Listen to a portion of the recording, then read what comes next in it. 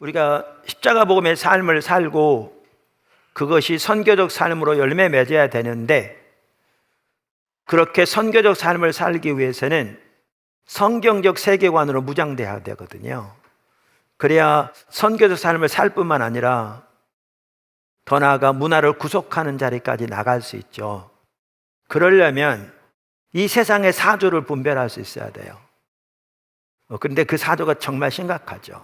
그래서 이 부분을 이제 앞으로 좀 더 살펴보려고 하고 있고, 이제 앞으로 제가 책을 쓴다면 이 부분의 책을 정리해서 써야 되는, 그래서 확신을 가지고 선교적 삶을 살라, 이런 부분을 다룰 텐데, 그때 다루려고 하는 게 한 가지가 뭐냐 하면 진화론의 신화에 대해서 다루려고 하는 거죠. 그러니까 진화론이 전혀 과학이 아니거든요. 그랬었는데 요한복음은 처음 시작부터 하나님이 창조주 하나님임을 말씀하고 있거든요. 그리고 그 하나님이 인간으로 이 땅에 오신 것을, 예수님으로 오신 것을 말씀하고 있거든요. 그래서 이번에 그 창조주 하나님, 그리고 이와 관련해서 진화론의 어떤 신화적인 실체, 이런 부분을, 그리고 그 창조주 하나님이 어떻게 예수님으로 이 땅에 오셔서 그 예수님의 생애와 부활을 통해 어떻게 예수님을 통한 증거가 참된 것임을 확정하셨는지, 이러한 부분들을 살펴보는 게 매우 중요할 것 같더라고요. 그래서 그 부분을 몇 주간에 걸쳐서 이렇게 살펴보려고 합니다. 자, 창조주 하나님 혹은 창조의 하나님에 대해 살펴보면서 그 찰스 콜슨의 책에 나와 있는 아버지와 딸의 이야기를 제가 도입부로 한번 읽어보고자 합니다. 그러니까 딸이 신앙을 버린 것 같은, 교회 나가기를 싫어하는, 그러면서 부모와의 관계도 서먹서먹해진, 그래서 마음을 열고 뭔가 관계를 회복하기 위해서 그 딸의 소원이기도 했던 디즈니랜드를 이제 부모와 딸이 방문한 겁니다. 근데 그 디즈니랜드에 여러 과학관들, 전시관들이 있는데 철저한 진화론에 토대한 이란 그 가치관으로 모든 과학관이 꾸며져 있거든요. 거기를 쭉 돌아본, 이제 그러면서 이 딸과 나눈 대화가 그 도입부에 있는데, 이게 그 가정의 문제만이 아니고, 이게 미국의 많은 가정의 문제만이 아니고, 기독교 가정의 문제만이 아니고, 심지어 우리나라에도 이런 경우도 너무너무 많아서, 그리고 오늘 나누고자 하는, 앞으로 나누고자 하는 하나의 도입부가 될 수 있을 것 같아서 제가 그 책에 나온 내용을 읽어보겠습니다. 내용은 긴데 제가 그 중에 일부를 발췌했습니다. 고통스러운 순간이 좀 지나고 나서 데이브는 말했다. 이제 아빠입니다, 데이브가. 난 그것이 사람들이 무엇을 믿느냐의 문제가 아니라고 생각한단다. 엄마 아빠가 믿는 것의 문제도 아니지. 중요한 것은 무엇이 진리냐는 것이다. 무엇이 진리인 줄 사람이 어떻게 알아요? 많은 사람들은 진리가 무엇인지 알고 있다고 믿고 있지. 우리 방금까지 수많은 사상들이 마치 진리인 것처럼 제시되는 전시회를 하루 종일 보지 않았니? 아빠, 그건 과학이에요. 마치 교사가 어린아이를 가르치듯 캐티는, 이제 캐티가 딸의 이름입니다, 침착하게 말했다. 과학은 증명된 사실이죠. 대부분은 그저 철학일 뿐이란다, 캐티야. 아니에요, 그렇지 않아요. 아니야, 그래.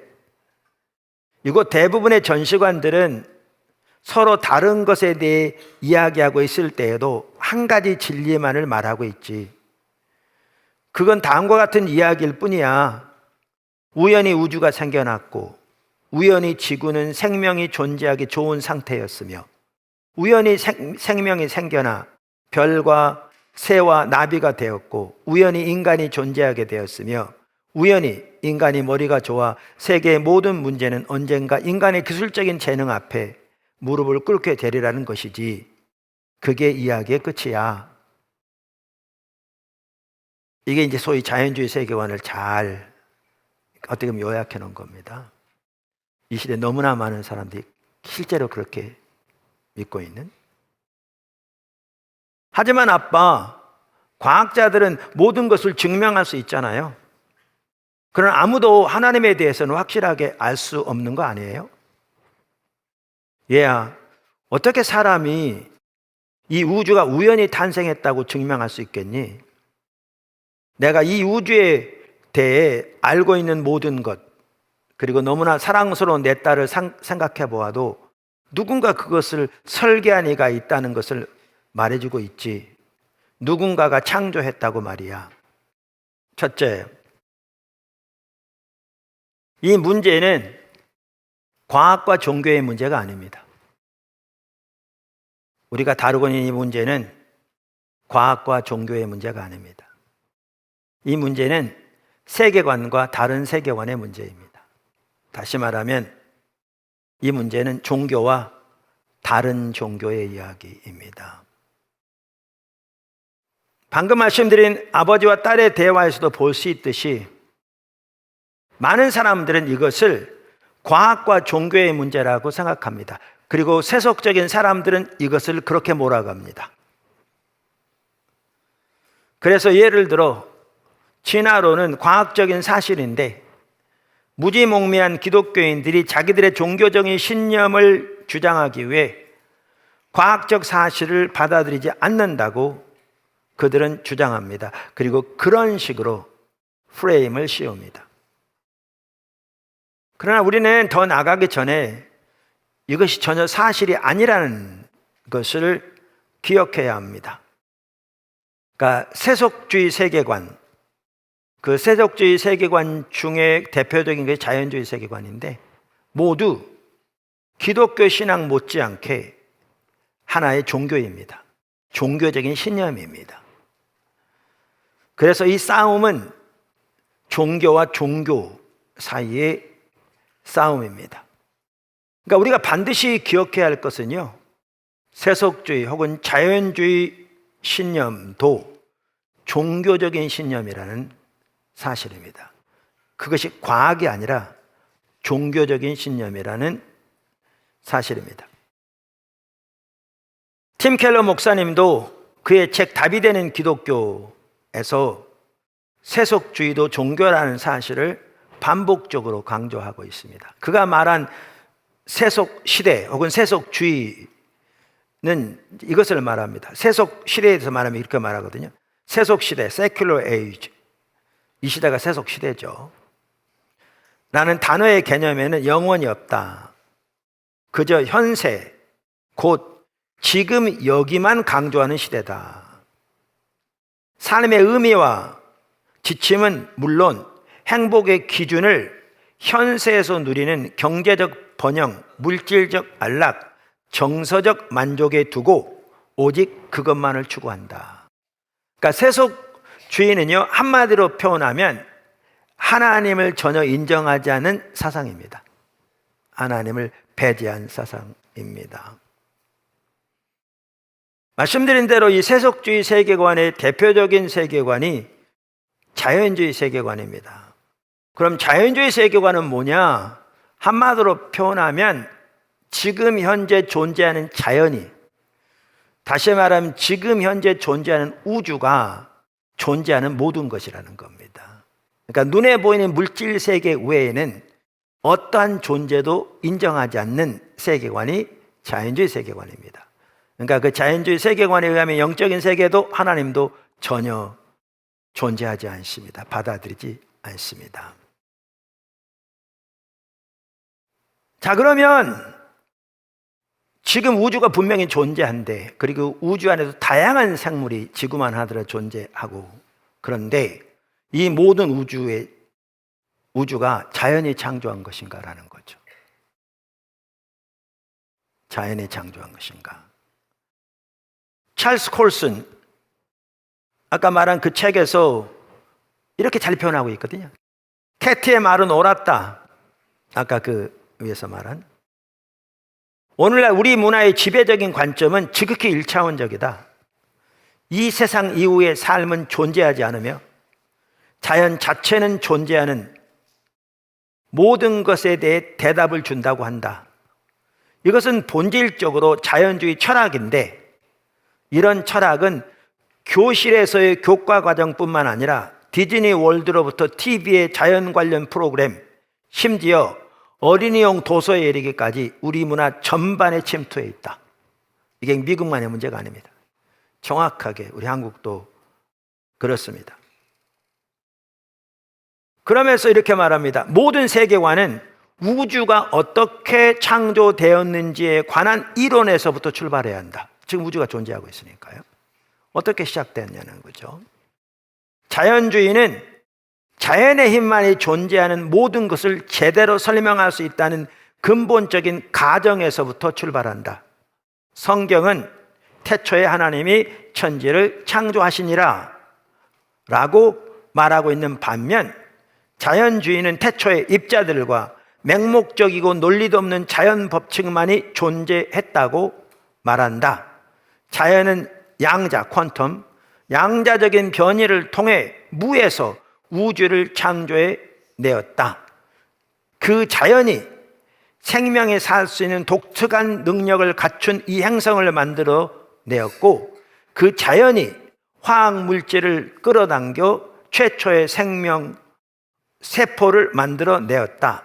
자연은 다윈의 메커니즘을 통해 진화하여 복잡한 생명 체계를 만들고 마침내 의식과 지능을 갖춘 놀라운 인간을 만들어 내었다.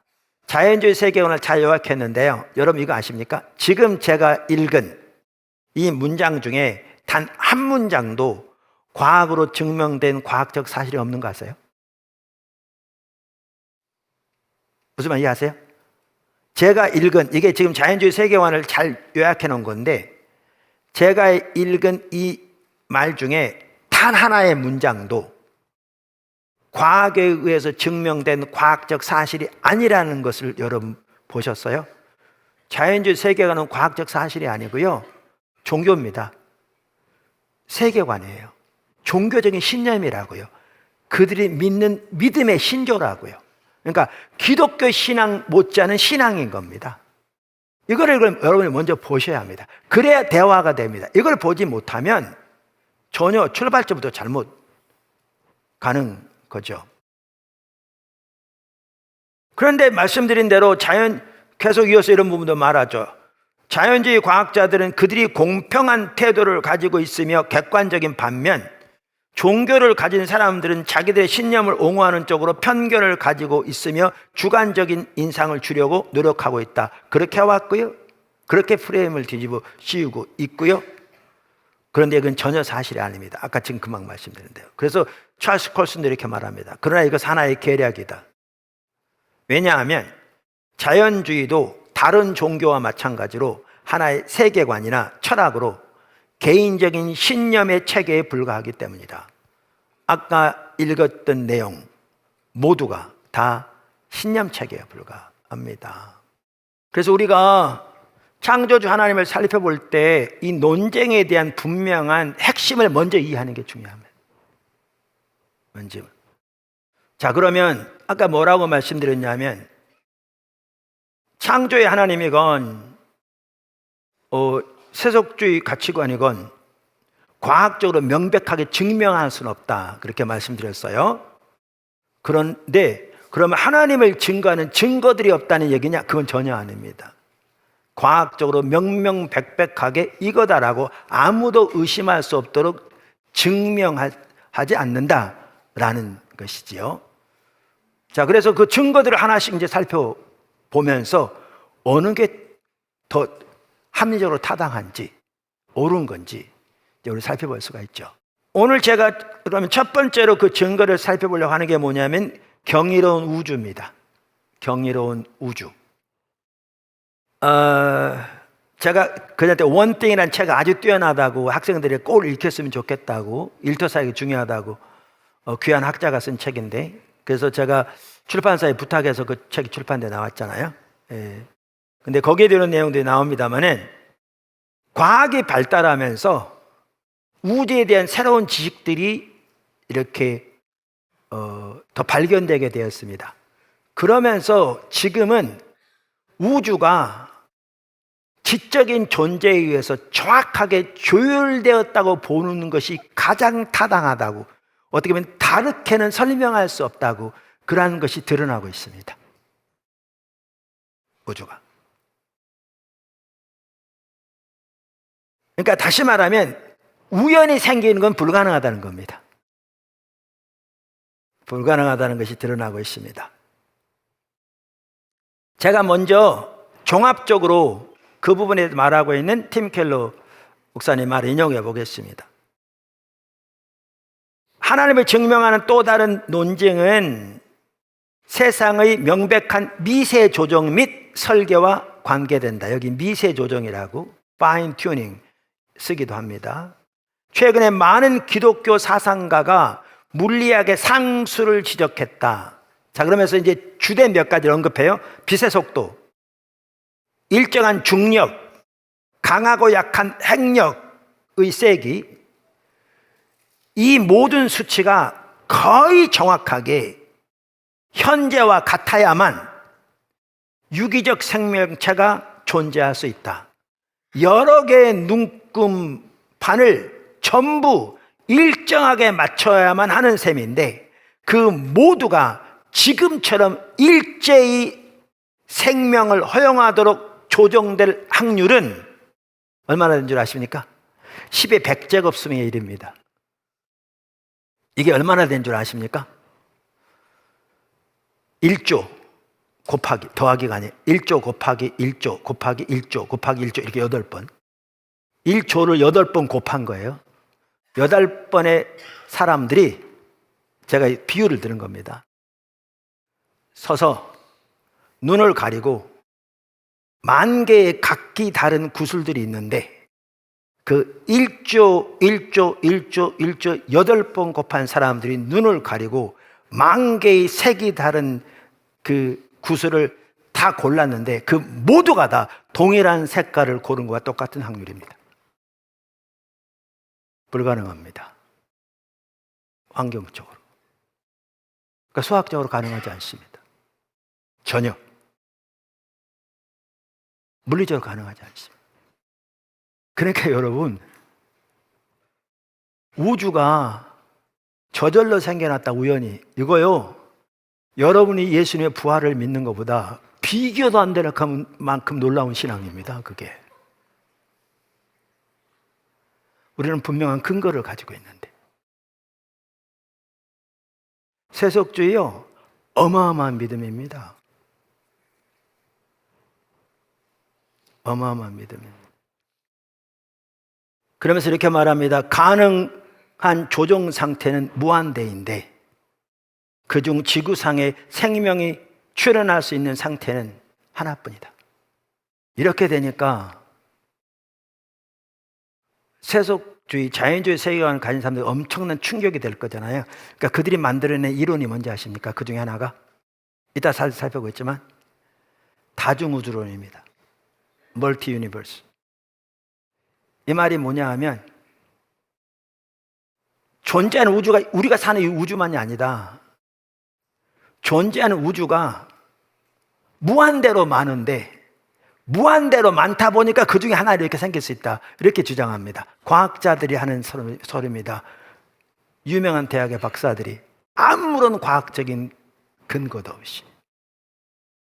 이러한 상황을 두고 팀 켈러는 이런 예도 들어요. 여기 사형수가 총살대 앞에 있는데 10명의 정예 저격수가 3m 거리에서 그 사형수에게 총을 쐈는데 그게 하나도 안 먹고 다 빗나갔다. 그러면 그걸 보고 사람들이 우연히 그렇게 됐다고 말하겠냐? 그렇게 말하겠어요? 아무도 그렇게 말 안 하겠죠. 왜 그렇게 했느냐고, 누가 그렇게 하도록 짰느냐고, 어떤 음모를 가지고 했느냐고 묻겠죠. 근데 그거와는 아까도 말한 대로 비교조차가 가능하지 않은 그 일을 두고 우연이 생겼다고 말하는 거죠. 근데 이제 아까 여기 지금 언급한 것도 여러 가지가 있잖아요. 사실 그래서 그 하나를 살펴보는 것도 의미가 있을 것 같아요. 그 중에 하나가 뭐냐면 우주의 시작입니다. 우주의 시작.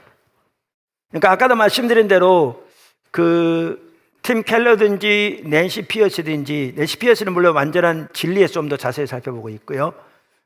근데 그렇기 때문에 그러기도 하지만 간단히 전체적인 것만 언급해요.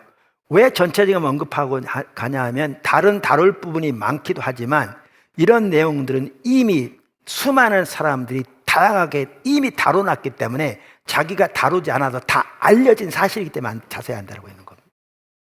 그리고 이래도 많은 자료들이 있습니다. 많은 자료들이. 한두 사람이 주장한 내용들이 아닙니다. 심지어 안 믿는 사람들이 신앙의 위기를 겪어서 전혀 증명할 수 없는 말도 안 되는 우주가 무한대로 많다고 하는 말까지 지어낼 정도로 그렇게 그 증거가 탄탄합니다. 그래서 이렇게 전체적인 것만 언급하고 나가는 거죠. 거기 언급된 내용을 자세히 살펴보려면 여러분들이 자세히 책들을 보시면 됩니다. 그 중에 하나 제가 언급하고 가자면 우주의 시작입니다. 그 과학이 발달하면서 특별히 1960년대 이후로 우주가 시작점이 있다는 게 과학자들 사이에서 거의 이제 공감을 얻어가고 있습니다. 근데 이게 왜 중요하냐면 찰스 콜슨이 이 부분을 좀 더 구체적으로 하나하나 살펴보고 있거든요. 쭉 이런 내용들을. 그런데 왜 중요하냐면 고대에서부터 지금까지 우주가 시작되었다는 것을 아무도 생각하지 않았다는 겁니다. 오히려 우주가 하나님이 창조 시작되었다고 말할 때 종교적인 잘못된 신념이라고 많이 여태까지 공격을 받아왔다는 겁니다. 이 부분에 있어서. 그런데 현대 과학은 우주가 출발점이 있다는 것을 말하는데 정확하게 성경이 태초에 하나님이 천지를 창조하시니라. 근데 이거는 이따 이제 자세히 살펴보겠지만 이 우주가 과거에도 있었고 지금도 있고 앞으로도 있을 모든 것이라는 자연주의 세계관의 치명타를 날리는 겁니다. 완전히 그것을 그 심장을 찌르는 거잖아요. 제가 찰스 콜슨이 잘 정리하고 있어서 한번 읽어보겠습니다. 이 모든 것이 어떻게 시작되는지를 설명하는 것이 모든 세계관이 당면한 첫째 질문이다. 우주는 어떻게 시작되었는가? 당연하겠죠. 지금 우주가 존재하는데 이 우주가 어떻게 시작되었는가? 수십 년 전부터 과학은 이 우주의 기원에 대한 입장을 완전히 바꾸었다. 지난 수세기 동안 과학은 이 물질 세계가 영원하며 따라서 창조주가 필요하지 않다고 주장해 왔지만 이게 아까 자연주의 세계관이라니까요. 오늘날은 우주에 궁극적인 기원이 있으며 그것은 과거의 어느 유한한 시점에 시작되었다는 매우 극적이고 새로운 증거를 찾아냈다. 이는 성경이 말하는 바와 동일한 것이다. 이런 생각이 얼마나 혁명적인가 하는 것을 이해하기 위해서는 대부분의 고대 문화들이 이 우주는 영원하고 좀 더 정확히 말하자면 영원히 존재하는 어떤 종류의 원초적인 물질로 만들어졌다고 믿었다는 것을 알아야 한다. 고대 그리스인들은 어떤 궁극적인 시작점이라는 생각은 이성적으로 믿을 수 없는 것이라고 주장하기까지 했다. 중세 후기와 르네상스 시대의 고대 문세들이 재발견되면서 이들의 주장은 중세에 다시 살아났다. 그러다가 18세기 이르러 과학자들은 물질 보존의 법칙을 만들어내었는데 이는 열렬한 물질론자들이 과학 자체가 궁극적인 창조의 가능성을 배제하고 있다고 주장하게 하는 강력한 무기가 되었다. 19세기 한 물질론 옹호론자는 오늘날 물질의 영원성 또는 파괴 불가능성은 분명한 사실이 되었다라고까지 말했다. 그리고 이는 모든 것의 기초가 되었다. 이 우주에 기원이 있다고 하는 생각은 확고하게 확립된 과학에 대항하여 외롭게 서 있는 종교적인 신앙의 문제로 귀착되었다. 그런데 1960년대 이후로 우주가 시작된 것이 있다는 것이 과학계에서 받아들여진 겁니다. 흔히 말하는 빅뱅이라는 거죠. 근데 이제 어떤 사람들은 빅뱅만 하더라도요, 그러면 하나님이 창조하신 게 아니라 빅뱅이 창조한 아닙니다. 예를 들면 그 빅뱅만 하더라도 그것이 아직 더 깊이 연구되는 과학적 사실로 모든 것이 받아들이는 건 아니죠. 그러나 그렇게 되었다 할지라도 문제는 어떤 힘에 의해서 그 어마어마한 폭발이 일어나서 지금 이 질서정연한 우주가 되었는가는 빅뱅 사실이 증거하지 않습니다. 근데 사람들은 거기까지만 말하지 그 배후에 어떤 힘이 작용해서 어떤 지적인 설계를 가지고 만들었는가는 아무도 말하지 않죠. 여러분, 우리가 오늘날 비가 온다 그러면 구름이 어떻게 만들어지고 어떻게 반응을 일으켜 비가 내리는 걸 알지만 성경은 하나님이 비를 내리신다고 말하죠. 근데 두 개가 반드시 상반된 얘기는 아니거든요. 상반된 얘기가 아니거든요. 우리의 몸을 치유되는 것도 그렇죠. 그렇죠. 그런데 아까도 말씀드린 대로 그러면서 20세기 초에 몇 가지 증거들이 기이한 방법으로 모아지기 시작했다. 그러면서 쭉 이제 다양한 얘기들을 해요. 여기에 보면 연력학의 제1법칙 아니면 뭐죠? 엔트로피의 법칙, 감세의 법칙, 그러니까 the law of decay, 그다음에 연력학의 제2법칙, 이게 창조의 증거인 걸 드러낸다고 설명해요. 저 잘 모르고요. 제가 여기 얘기해봐야 여러분 과학을 공부한 분이 알겠지만, 그러니까 그건 읽어보세요. 읽어보시고 제가 전체적인 부분만 지금 나누려고 해요. 그러면서 이렇게 말합니다. 이런 여러 가지 증거들이 1960년대 합해져 우주는 우주 폭발에 의해 시작되었다고 주장하는 빅뱅 이론을 형성하기에 이르렀다. 이 새로운 이론은 과학계의 청천벽력과도 같은 것이었다. 이 이론이 의미하는 바는 궁극적인 기원이라고 하는 사상이 더 이상 종교적인 교리만의 문제가 아니라는 것이었다. 하나님이 창조하신 하나님 빛이 있으라 하시니 빛이 있었다고 되어 있잖아요. 과학 자체는 우주는 먼 과거의 어느 시점에 갑자기 존재하게 되었다는 것을 말하고 있는 셈이었다. 성경대로. 근데 여태까지 그러니까 아까도 말씀드린 대로 자연주의 세계관을 심장에다 칼을 꽂은 거죠. 왜? 우주는 영원 전부터 있었고 지금도 있고 앞으로 있을 모든 것이라고 했는데 출발점이 있다는 것이 과학적으로 증명된 거잖아요. 그러니까 과학계에 엄청난 충격을 가져다 주었죠. 여태까지 과거부터 지금까지 그렇게 믿어왔는데 1960년대 이후에 그게 틀린 게 드러나게 된 거죠. 이렇게 말합니다. 찰스 콜슨. 빅뱅 이론은 자연주의 철학에 결정적인 타격을 입혔다. 자연주의자들은 실제하는 것은 끊임없이 추적할 수 있는 일련의 원인과 결과의 산물이라고 믿고 있었다. 그러나 빅뱅은 원인과 결과라고 하는 사슬에 갑작스러운 어떤 불연속점이 있다는 것을 의미했다. 원인 결과 그렇게 했었는데 영원전부터 이 세계 우주 전체가 그대로 있어서 이게 궁극적인 실체였는데, 근데 빅뱅은 그게 아니고 어느 시점에 처음부터 이 원인과 이 물질적인 세계 안에 있는 원인과 결과의 법칙이 아닌 다른 것에 의해서 우주가 처음으로 생겨난 것을 과학이 말하고 있는 거잖아요. 성경은 하나님이 태초에 천지를 창조하시니라 이렇게 말하고 있고요. 그것은 과학의 어떤 한계까지, 즉 빅뱅의 대폭발이 일어난 데까지만 추적할 수 있다는 것을 의미했으며, 과학이 어떤 절대적인 장벽에 부딪혀 갑자기 멈춰서게 되었다는 것을 의미했다. 사실 처음 이 이론이 제기되었을 때 많은 과학자들이 바로 이런 이유 때문에 반대했다. 자기들의 신념이 이제 무너지는 거잖아요.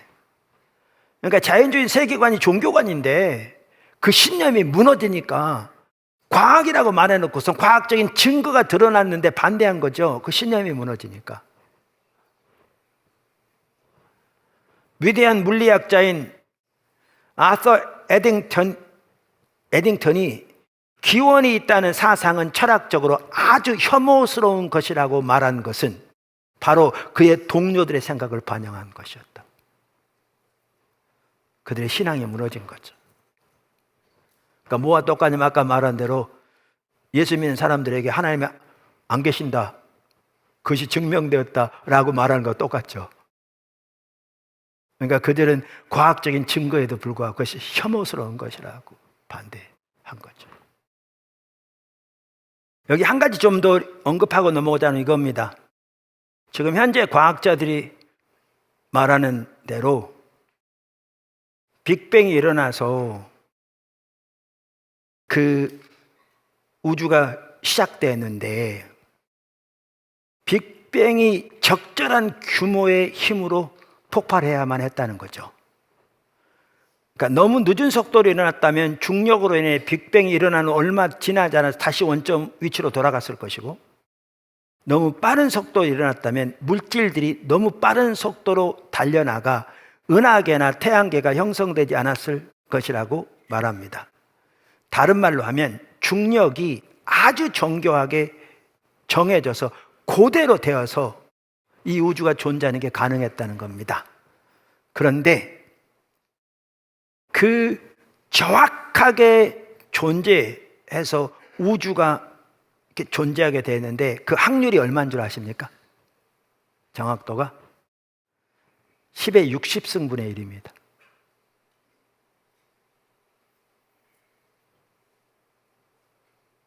(1조 곱하기 1조 곱하기 1조 곱하기 1조 곱하기 5번 해서 그 중에 하나. 그러니까 수학적으로, 그러니까 소위 말하는 논리적으로 불가능한, 우연이라고 할 수 없는 이 모든 것에. 그래서 물리학자 폴 데이비스는 중력이 그렇게 놀라운 정확도를 가진 알맞은 숫자인 것은 우주론에 있어 가장 신비한 일 중 하나이다 라고 말했죠. 다시 말하면 물리적인 법칙으로는 설명할 수 없는 것입니다. 그 외에도 찰스 콜슨은 지구의 궤도만 하더라도 그렇더라고요. 지구가 지금보다 태양과 조금만 가까웠다면 물은 증발해 버렸을 것이고, 그럼 생명은 존재할 수 없었을 것이고, 반면에 지구가 태양으로부터 약간만 더 떨어져 있었더라면 모든 물은 얼어버렸을 것이고, 그 지구의 풍경은 생명이 살 수 없는 황무지가 되었을 것이다. 그래서 이 생명이 가능하도록 하는 화학작용도 매우 좁은 범위 내에서의 온도 범위 안에서만 이루어지는데, 지구는 이런 작용이 일어날 수 있는 가장 적합한 위치에 놓여 있다는 거죠. 그러게 하기 위해서는 지구의 궤도는 태양과 거의 똑같은 거리에 놓여 있어야 한다는 겁니다. 원으로 도는. 근데 놀라운 사실은 다른 모든 행성은 타원 궤도를 가지고 있답니다. 설명할 수 없는 일이죠. 그 외에도 물의 존재, 원자의 구조, 전하의 문제 등 다양한 문제들을 다루고 있습니다. 그러면서 이렇게 말합니다. 찰스 콜슨, 우연의 목록은 끝없이 이어진다. 사람들이 우연이라고 말하는 목록, 결코 우연일 수 없는, 우연인 게 가능하지 않는, 끝없이 이어진다. 물리학의 근본적인 힘, 예를 들어 중력, 전자기력, 일렉트로매그네티즘, 강핵 전력과 약핵 전력의 값을 아주 조금만 바꿔도 생명이 전혀 존재할 수 없는 상태가 된다. 인류 발생학적인 원리. 그러니까 이제 이걸 보면 인간이 태어날 수 있도록, 살아갈 수 있도록 이 모든 것들이 조율된 것을 볼 수 있는, 그거를 인류 발생학적 원리라고 이렇게 부르는 것 같아요. 따르면 이렇게 겉보기에는 서로 관련이 없어 보이는 물리학의 값이 한 가지 아주 이상한 공통점을 가지고 있는데, 다양한 분야의 물리학이 한 가지 공통점을 가지고 있는데, 그 공통점은 이들 모두 값이 우주의 생명을 유지하기에 적합하도록 되어 있다는 겁니다. 각기 나가되. 다중우주론, 그것은 하나님의 이러한, 그러니까 정확하게 조율된 이것을 회피하기 위한, 다시 말해 인류 발생 원리를 회피하기 위한 수단에 불과하다, 그렇게 말합니다. 다중우주론 어떻게 알았을까? 알 수 있는가? 그 대답은 우리가 알 수 없다는 것이다. 이런 생각은 과학적인 상상력의 결과일 뿐이다. 또 다른 우주가 존재한다 하더라도 과학이 그것을 밝혀내기에는 근본적으로 불가능하다. 전혀 과학적인 사실관계 없는 지연의 말에 불과한 거죠. 솔직한 과학자들은 이런 생각이 우주 발생 원리가 내포하고 있는 신학적인 암시를 회포하기 위한 것일 뿐임을 인정하고 있다. 성경이 옳다는 걸 증명하는, 그것을 회피하기 위한 수단에 불과한 것으로 이해하고 있다. 많은 사람들은 그 말이죠. 물리학자 하인츠 파겔스는 이 우주가 생명을 위해 맞춰진 것으로 보인다면 가장 적합한 결론은 이 우주가 초월적인 하나님에 의해 창조되어 맞춰진 것이라고 하는 것이다 라고 말한다. 다시 말해 무신론자들은 명백한 것을 회피하기 위해 모든 방법을 동원해 몸부림치고 있다, 이렇게 말합니다. 심지어 아까 말씀드린 대로 노벨 수상자인 생물학자 조지 월더 같은 경우에도요, 우주가 알려지기를 원한다. 기묘한 모습인 거죠. 그래서 우주는 마음을 가지고 있어서 알려지기 원하며 정신을 가지고 있어서 인류를 진화시키도록 결정하게 됐다, 이렇게까지 얘기합니다. 심지어 어떤 사람은 이 우주는 어떤 의미에서 우리 인간이 오고 있다는 것을 이미 알고 있었다, 그렇게까지 얘기하기도 합니다. 피할 길이 없으니까 진짜 이건 노벨상 수상자가 아니라 교수가 아니라 애들이 들어도 웃을 얘기들을 하고 있습니다. 전혀 과학적인 근거가 없는. 오늘 살펴본 게 뭐냐 하면, 창조주 하나님을 살펴보면서 오늘날 일반적으로 팽배해 있는 인식은 어려서부터 그렇게 교육을 받아와서 자연주의 세계관이 과학인 것처럼 그렇게 포장되어 있는, 그러면서 우리가 하나님을 믿는 것은 무지몽매한 기독교적인 신앙에 집착하는 것이라고 생각하는, 예수 믿는 사람들마저도 그런 이해를 은근히 받아들여서 확신 가운데 서지 못하는 이런 상황에서 실제 깊이 들어가 보면 자연주의 세계관은 전혀 과학적인 사실이 아니고 하나의 종교인, 그래서 하나님을 믿지 않는 행위도 믿음의 행위인 겁니다. 아까 본 것처럼 어마어마한 믿음의 행위입니다. 그래서 우리는 그런 상황에서 세속주의 세계관, 자연주의 세계관이 어떻게 하나의 그들 나름대로의 신앙에 불과한 것인가. 그래서 우리의 지금 쉽게 말하면 대화는 혹은 전쟁은 과학과 신앙의 사이의 전쟁이 아니라 종교와 종교 사이의 다툼이고 전쟁인 거죠. 그러면 실제로 어느 세계관이 더 우리가 보기에 이 세상에 존재하는 것과 더 부합하고 우리의 이성에 더 합리적일 뿐만 아니라 사회에 도움이 되는가, 이런 관점에서 본다면 말할 것도 없이 기독교가 답이라는 겁니다. 더 나아가 여러 증거들을 보면 오히려 창조주 하나님을 성경에 말한 대로 증거하고 있다는 겁니다. 오늘 그 일부만 살펴봤는데요. 제가 이 부분을 살펴본 이유는 우리가 말씀드린 철저하게 성경적 세계관, 그러니까 십자가 복음의 삶을 살고 그것이 선교적 삶으로 열매 맺어야 되는데, 그러려면 성경적 세계관으로 무장되어서 확신을 가지고 그 삶을 살아야 하기에 그 부분을 지금 살펴보고 있습니다. 여러분들이 좀 더 필요하면 더 깊이 연구하시고 책들도 보시고, 그래서 분명한 확신을 가지고 하나님의 부르심 가운데서 우리가 나누는 대로 그렇게 십자가 복음의 삶을 살고, 그리고 그렇게 선교적 삶을 열매 맺도록 모두가 다 그렇게 나아가는 여러분이 되기를 주님의 이름으로 축원합니다.